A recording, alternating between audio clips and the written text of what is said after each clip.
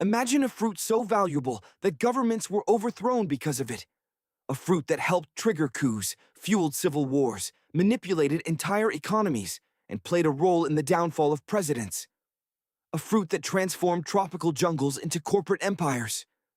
A fruit so powerful that it gave birth to a term still used today in politics: Banana Republic. It sounds absurd. After all, we're talking about a banana, a simple yellow fruit found in grocery stores around the world. But behind that harmless appearance lies one of the darkest and most fascinating stories in modern history. A story of greed, power, corruption, and millions of lives affected by a fruit most people never think twice about. This is the story of the banana and how it became one of the most powerful fruits in human history. Today, bananas are everywhere. Every year, people consume more than 100 billion bananas worldwide. They're cheap, convenient, nutritious. For many people, they're one of the most ordinary foods imaginable. But in the late 19th century, bananas were considered exotic luxuries in North America and Europe. Most people had never even seen one. Those who did often paid high prices. Businessmen quickly realized something important. If bananas could be transported from tropical regions to wealthy markets fast enough, enormous fortunes could be made. And that's exactly what happened. American entrepreneurs began purchasing vast stretches of land across Central America. Countries like Guatemala, Honduras, Costa Rica, and Panama became the center of a growing banana empire. Railroads were built, ports were constructed, entire regions were transformed into giant plantations. At first glance, it looked like progress. Jobs were created. Infrastructure expanded. Trade flourished. But there was a hidden cost, and it was enormous. One company would come to dominate this new world: United Fruit Company. Its influence became so vast that many people believed it wielded more power than the governments of the countries where it operated. The company owned railroads, ports, telegraph lines, banks, massive amounts of farmland. In some countries, it controlled so much infrastructure that governments became dependent on it. If United Fruit wanted favorable laws, politicians often complied. If workers demanded better conditions, resistance could be crushed. The company wasn't merely doing business, it was shaping nations. This is where the term Banana Republic was born. A banana republic isn't simply a country that exports bananas. It's a country whose political system becomes dominated by foreign corporations and economic interests.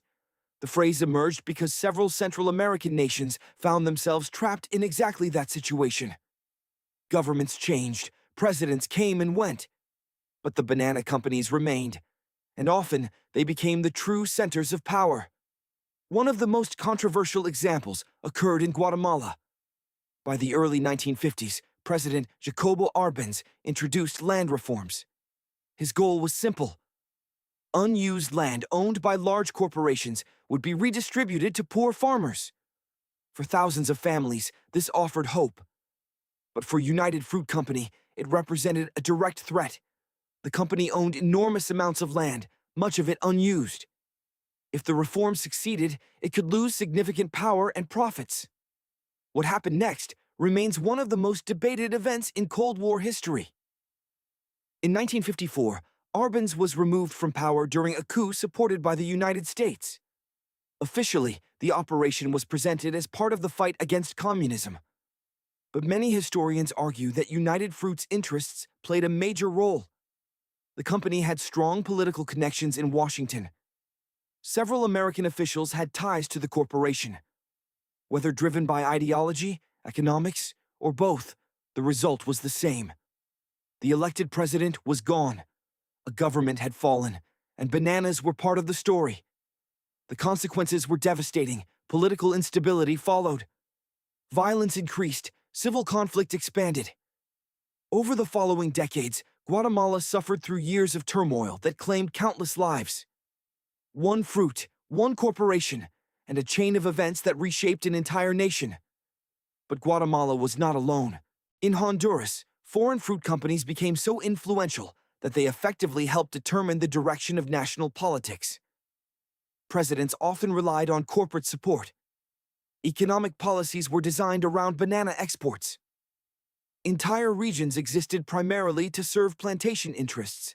The country's economy became deeply tied to the fruit. So much so that Honduras became one of the classic examples of a banana republic. The power of bananas wasn't limited to politics. It also transformed nature itself. Millions of acres of rainforest were cleared to create plantations. Wildlife habitats disappeared. Rivers were altered. Entire ecosystems changed forever. The demand for cheap bananas was so enormous that environmental concerns were often ignored. Profit came first, everything else came second. Workers paid a heavy price as well.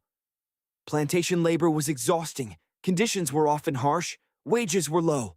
Attempts to organize unions frequently faced resistance. One of the most infamous incidents occurred in Colombia in 1928. Thousands of workers went on strike demanding better treatment. The situation escalated. Troops were deployed. What followed became known as the Banana Massacre. The exact number of deaths remains disputed, but the event became a symbol of the immense power corporations could wield during the banana boom. Ironically, even the banana itself wasn't safe. Most bananas sold globally came from a single variety known as the Gros Michel. It was sweet, durable, ideal for export. But there was a problem. Because plantations relied on genetic uniformity, disease could spread rapidly. And eventually, it did. A fungal disease known as Panama disease devastated plantations across the world. The Gros Michel banana was nearly wiped out. The industry was forced to switch to another variety. The Cavendish banana. The same banana most people eat today. Yet history may be repeating itself. Modern Cavendish bananas face similar threats from new strains of disease. Scientists warn that future banana crops could be at risk.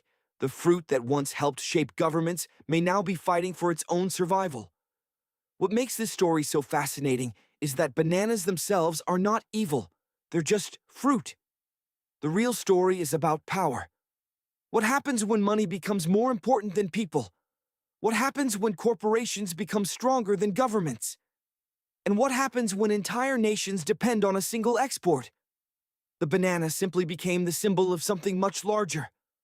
A lesson about economics, politics, and human nature.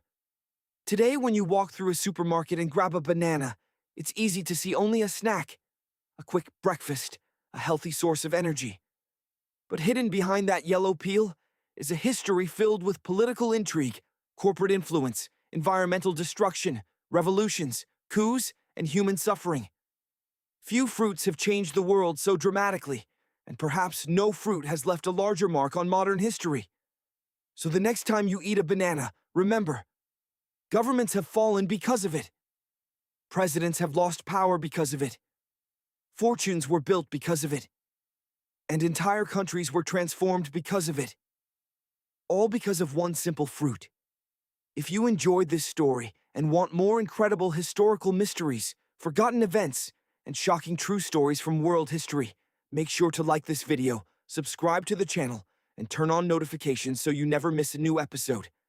And tell us in the comments, what other everyday object or food do you think has secretly changed the course of history? Thanks for watching, and we'll see you in the next video.